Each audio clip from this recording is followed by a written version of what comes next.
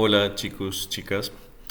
El video de hoy va a tratar acerca de unas herramientas, unos indicadores, unas medidas con las que podemos cuantificar qué tan acertado o qué tan coherente es un resultado que obtenemos experimentalmente después de haber corrido algún experimento, valga la redundancia, en el cual queremos verificar o corroborar algún resultado teórico o mirar la validez de una medida que ya hemos hecho previamente o que aceptamos en la comunidad científica. Entonces, lo que vamos a hacer inicialmente es reconstruir brevemente cuál es la idea del experimento que estamos realizando. Bien. Entonces, lo que estamos haciendo en el experimento es medir la aceleración radial, ¿listo? O aceleración centrípeta que experimenta una partícula en movimiento circular uniforme, la cual está dada teóricamente por la velocidad tangencial al cuadrado sobre el radio de la trayectoria. ¿Listo? Nosotros sabemos que la velocidad tangencial la podemos escribir como el producto del radio de la trayectoria por la frecuencia angular, o en otras palabras, en este caso en el cual tenemos que esta frecuencia angular es constante, la podemos escribir como el radio por 2pi sobre el periodo de movimiento. Esto se puede escribir de una forma un poco más organizada como 2pi por el radio sobre el periodo de movimiento. ¿Listo? Entonces, con esta información nosotros podemos reescribir la ecuación teórica para la aceleración como 4 pi cuadrada, acá voy a cambiar este r por r mayúsculo también, 4pi r cuadrado sobre r por periodo al cuadrado, lo cual se simplifica simplemente en 4pi el radio sobre el periodo al cuadrado. Entonces, nuestra ecuación teórica, ¿listo? O relación teórica para la aceleración, la cual vamos a llamar simplemente A teórica, es igual a 4pi por el radio sobre el periodo al cuadrado. Entonces esta sería la magnitud de nuestra aceleración teórica. Esa es la hipótesis que tenemos, ¿listo? O el planteamiento teórico, ¿listo? Esa es la noción o la ecuación de la que vamos a partir, que queremos verificar si satisface o no en la vida real, y queremos corroborarlo a través de un experimento. ¿Listo? Bien. Ahora, por otro lado, nosotros en el laboratorio podemos hacer una medida directa, bueno, en este caso realmente indirecta, de la aceleración radial, midiendo la fuerza radial y dividiéndola entre la masa. Entonces esto me va a dar la aceleración radial, y esto sería la medida que haríamos de forma experimental, es decir, esto correspondería a nuestro valor experimental. ¿Cómo hacemos esta medida? La estamos haciendo en este caso con un dispositivo que nos permite medir esta fuerza radial, y podemos medir directamente la masa, que es la que provee el fabricante para el dispositivo que estamos utilizando. Bien, lo que queremos corroborar es si realmente la medida que hacemos experimental, es decir, la aceleración radial experimental, se puede afirmar que corresponda a lo que la teoría predice. Queremos hacer ese chequeo. Para eso tenemos que tener en cuenta que estamos corriendo un experimento y que tenemos que tener en cuenta el efecto de las incertidumbres en nuestras medidas, es decir, nuestros instrumentos tienen una resolución que nos permiten afirmar dentro de intervalos de error los valores de nuestras magnitudes físicas. ¿Listo? Entonces, la idea es corroborar si se ajusta el resultado medido experimentalmente con el resultado predicho teóricamente, y cómo podemos dilucidar si eso es válido afirmarlo o no. Entonces, para eso vamos a pensar un poquito en términos de las incertidumbres obtenidas en nuestro experimento, y vamos a pensar un poco en la idea o noción del concepto de discrepancia. Entonces vamos a mirar cómo cuantificar la discrepancia. Para esto vamos a seguir el libro de Taylor, que trata sobre una introducción a la teoría o al análisis de error. Bien. Acá está el autor del libro, entonces voy a todo el tiempo mantener esta referencia, es decir, las imágenes que coloco en este video son extraídas del libro de Taylor. ¿Listo? Entonces le doy todo el crédito pues al autor de este texto y per se de estas imágenes.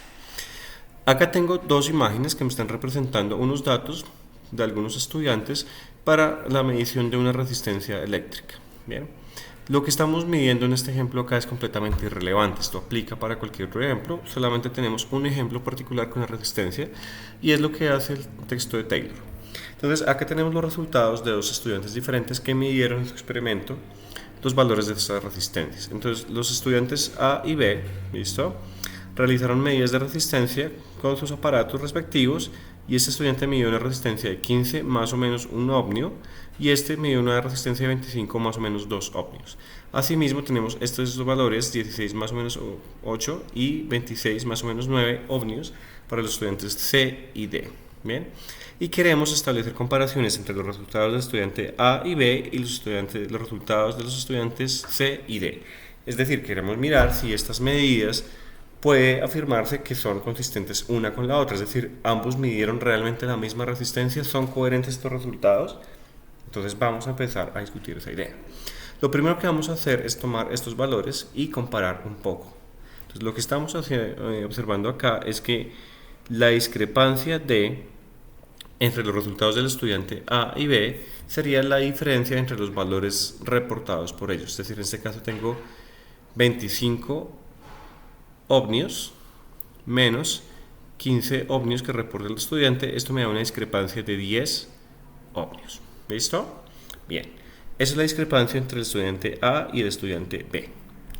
Ahora miremos cuál es la discrepancia entre el resultado del estudiante C y el estudiante D. Entonces voy a mirar lo siguiente. Esto me daría 26 menos 16. Entonces tendría 26 ohmios menos 16 ohmios. Esto me da en ambos casos, para ambos estudiantes, para ambos pares de estudiantes, me da exactamente la misma discrepancia, es decir, la diferencia entre los valores obtenidos por el estudiante 1, el estudiante A, el estudiante B, el estudiante C y el estudiante D es exactamente la misma. Ahora, ¿qué podría afirmar yo de qué tan bueno es el resultado de ambos? Entonces, eso también viene a estar relacionado es con el valor de la incertidumbre reportada por las medidas de cada uno de los estudiantes. Si yo grafico los resultados obtenidos por el estudiante A y B y los resultados obtenidos por los estudiantes C y D, bien, y además a esa información le agrego el intervalo de error que lo voy a representar como barras de errores, eso me dará un intervalo donde está viviendo o donde reside realmente la medida que obtuvieron. Entonces, si comparo acá, este sería el caso del estudiante A y el estudiante B. Y como puedo observar, dada la incertidumbre de estos, los datos del estudiante A viven en los valores 16 y 14 y los datos del estudiante B viven en los valores 27 y 23. Entonces eso queda representado acá en estas barras de error. Y lo que yo puedo observar es que la discrepancia es la diferencia entre este valor y este valor, es decir, es este ancho que está acá precisamente. Y la otra cosa que estoy viendo es que las dos barras de error no se están solapando, no se están cruzando. Eso quiere decir, en este caso, que por ejemplo el valor máximo reportado para la resistencia eléctrica por el estudiante A ni siquiera coincide con el valor mínimo reportado en la resistencia por el estudiante B. Ahora bien, si yo lo comparo con los casos del estudiante C y D, acá estoy observando, obviamente la discrepancia es exactamente lo mismo, pero dada que la barra de error de estos dos datos es un poco más grande, lo que estoy viendo es que efectivamente los dos datos están solapando el uno al otro. Entonces, ¿qué quiere decir esto?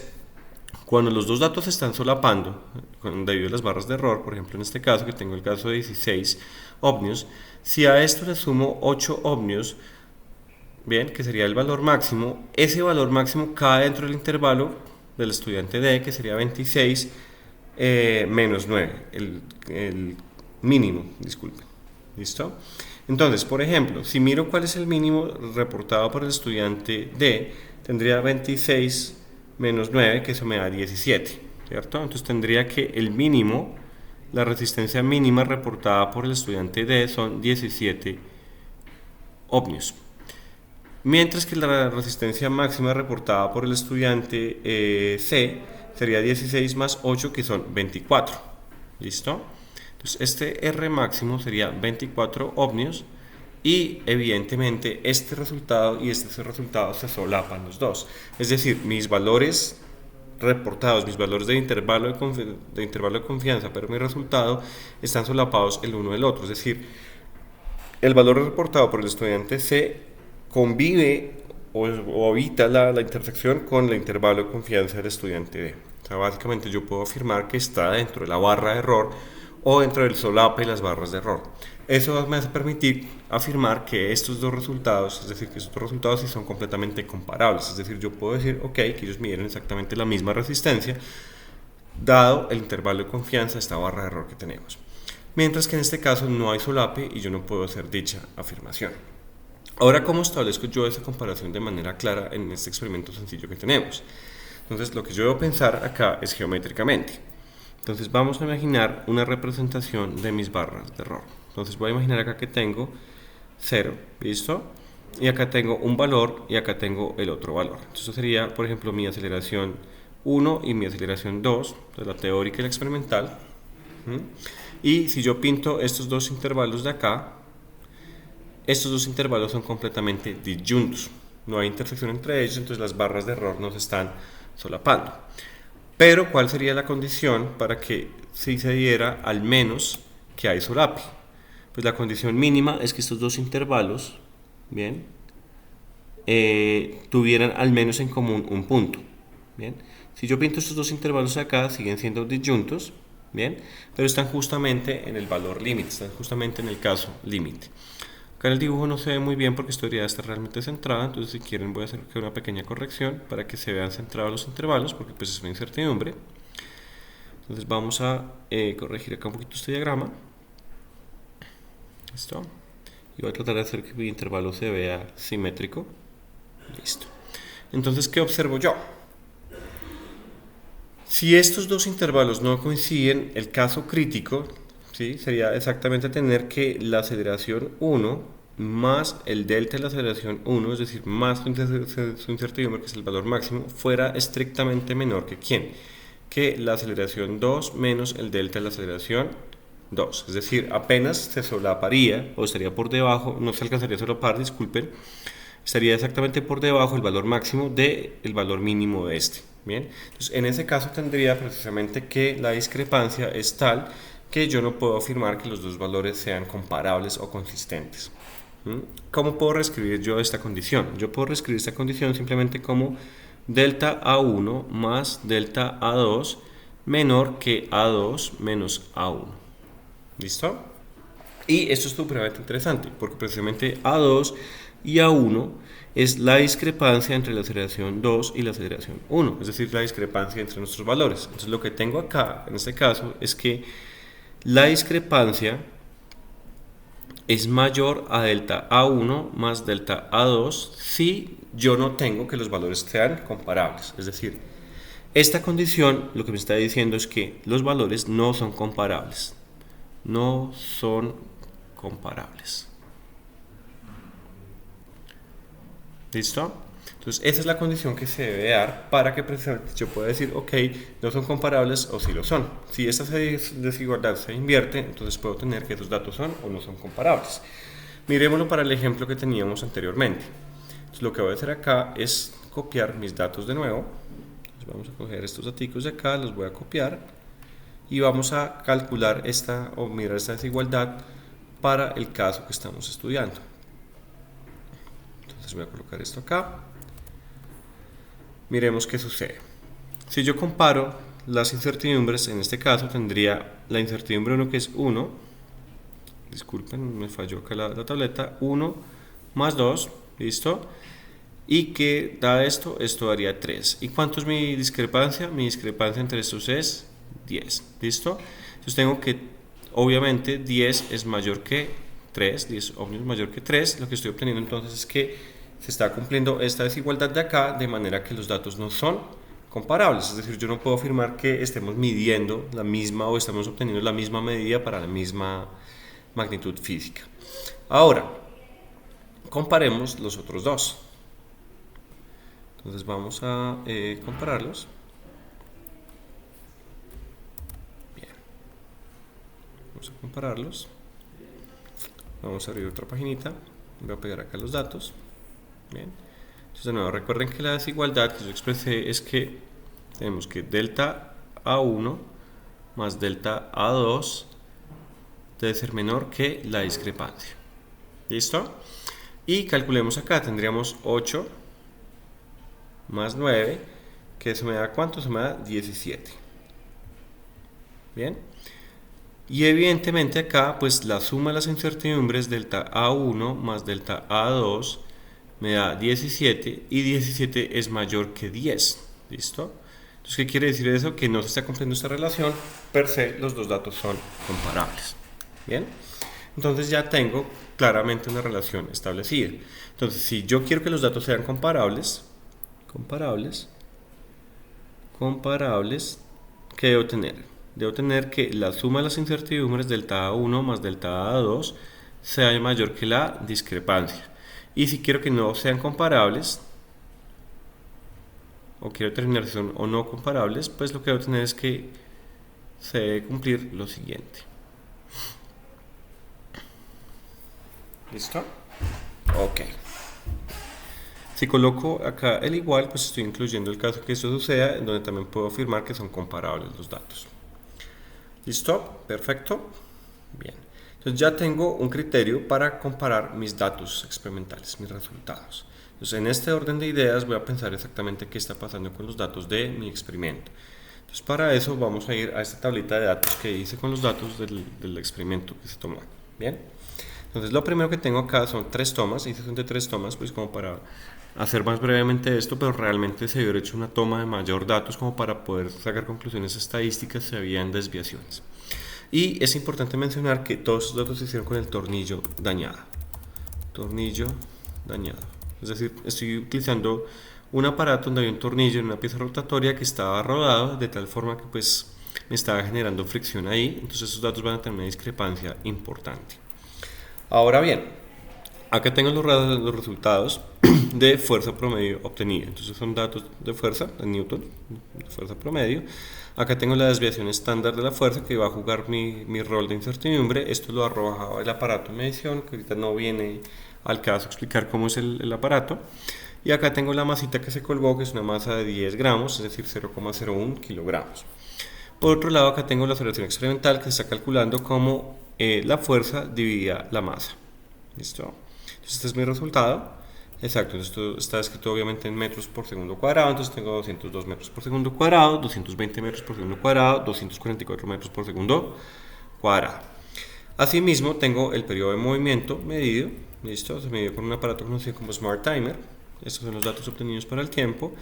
Y esta es la diferencia entre la aceleración máxima y la aceleración mínima. ¿Para qué estoy haciendo eso? Estoy haciendo eso para calcular la incertidumbre propagada. Es decir, si yo quiero calcular la incertidumbre propagada en la aceleración teórica, pues lo que hago es tomar el valor máximo menos el valor mínimo, que por ejemplo en este caso sería la fuerza más el delta fuerza sobre la masa menos la fuerza menos el delta fuerza sobre la masa, todo dividido 2, lo que es equivalente a multiplicar por 0.5.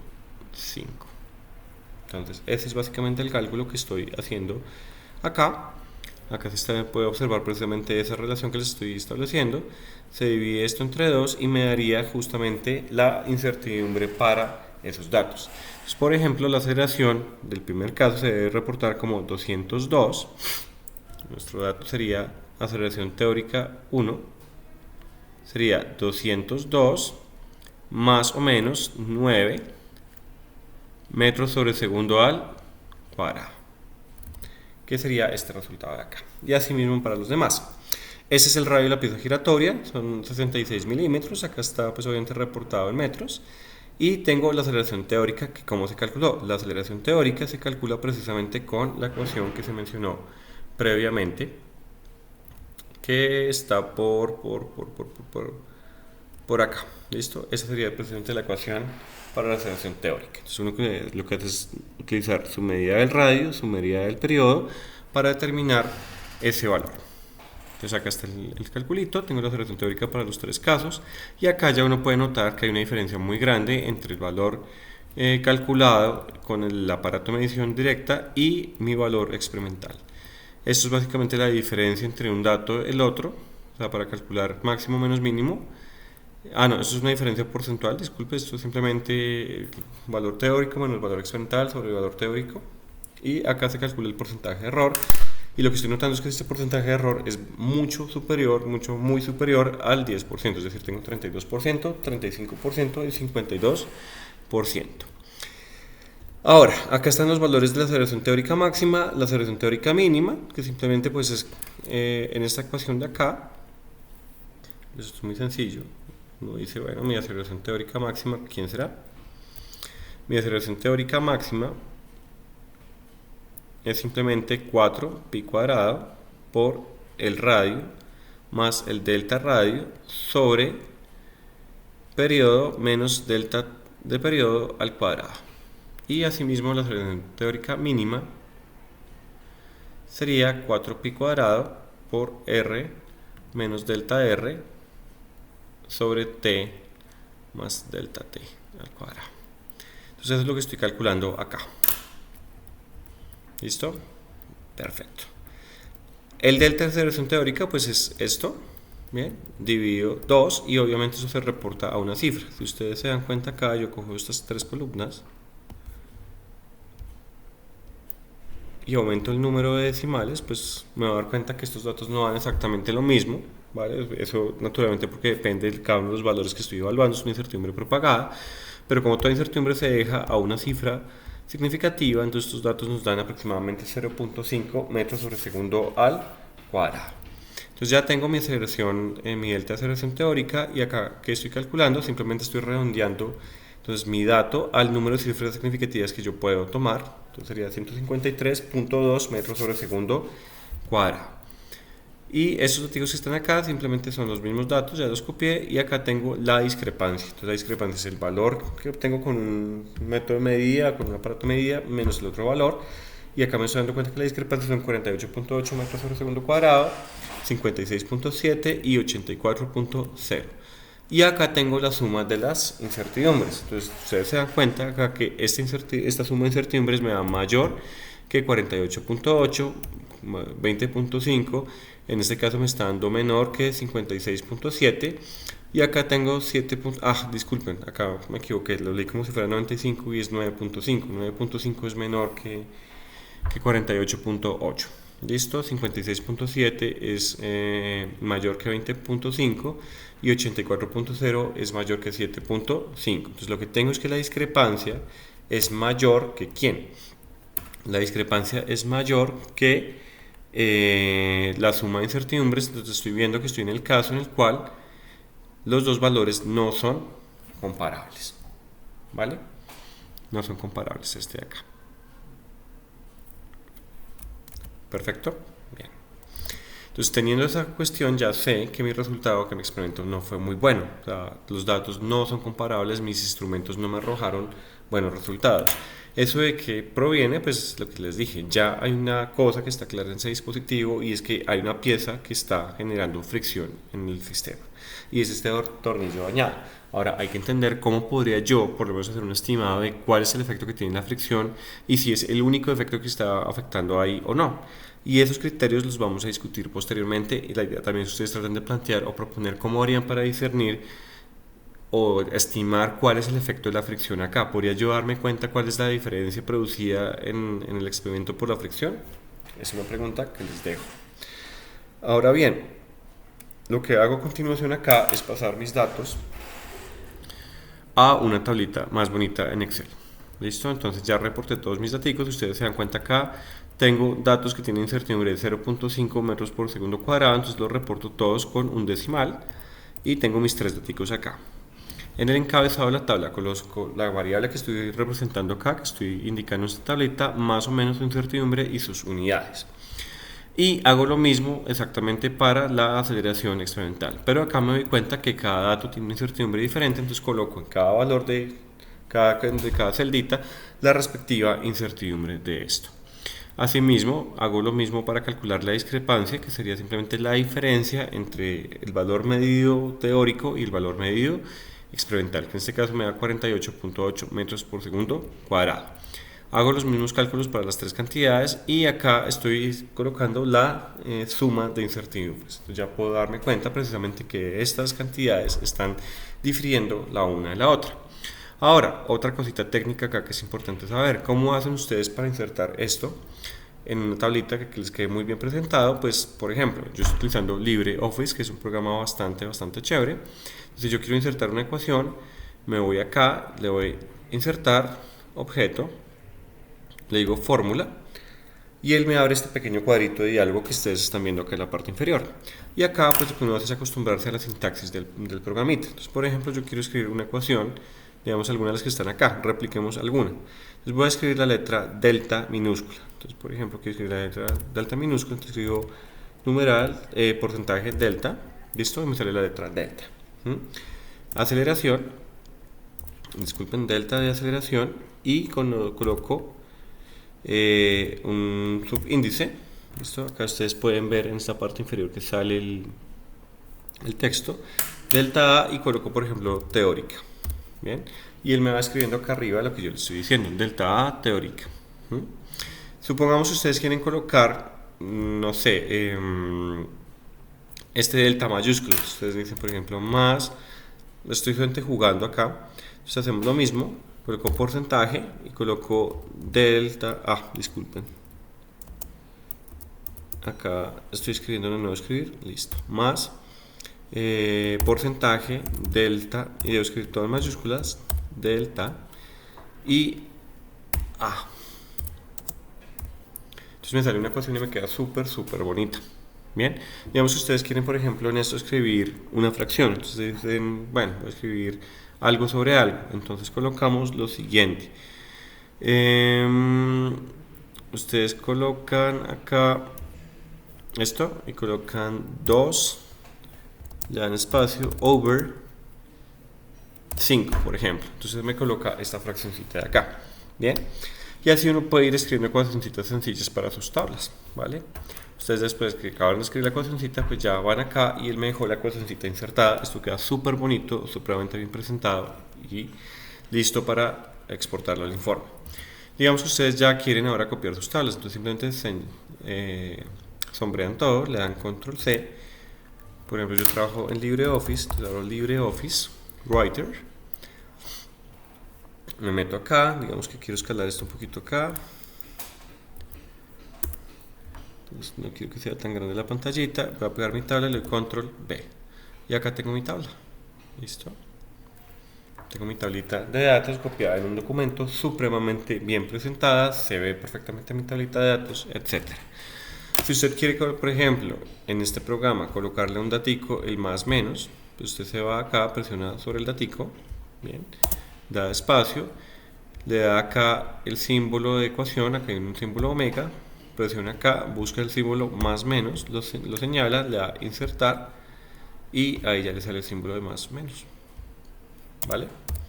Entonces con eso ya puede reportar sus daticos.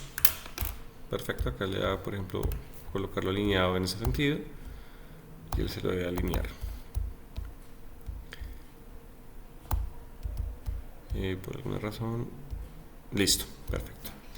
Bien, eso es todo. Entonces si ustedes quieren jugar con sus daticos, pues ya tienen cómo pasarlos acá y también ya tienen cómo discernir si mis datos son comparables o no. Entonces la idea básicamente es establecer este criterio que se conoce como el criterio de la discrepancia para asociar si mis datos son o no son comparables. Perfecto. Recuerden que la discrepancia está relacionada con el error relativo porcentual. Recordemos cómo. Ustedes saben que el error relativo porcentual, escribirlo acá, escribirlo en tinta negra, el error relativo porcentual sería simplemente valor teórico menos valor experimental sobre valor teórico en valor absoluto por 100. Y ustedes tienen en este caso esta diferencia de daticos acá, entonces se van a dar cuenta que básicamente esto que está metido acá es mi discrepancia. ¿Listo? Entonces mi error relativo porcentual yo lo puedo pensar en este caso como el valor absoluto de la discrepancia sobre el valor teórico por 100. ¿Listo? Entonces ya tenemos un criterio para poder afirmar, una especie de indicador, si mis resultados son comparables o no. Espero que les haya gustado. Recordemos que estamos siguiendo el libro de Taylor, que hace una discusión muy buena sobre estos conceptos. Agradezco la atención prestada y espero estén bien.